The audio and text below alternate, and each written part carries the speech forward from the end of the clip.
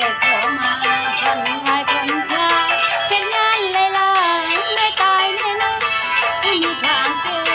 ก็คือสุดซ้ำลุกจอดตะเป๊กยังค่อยออกมากันจุ่มผัวเพิ่นกันมาเด้อ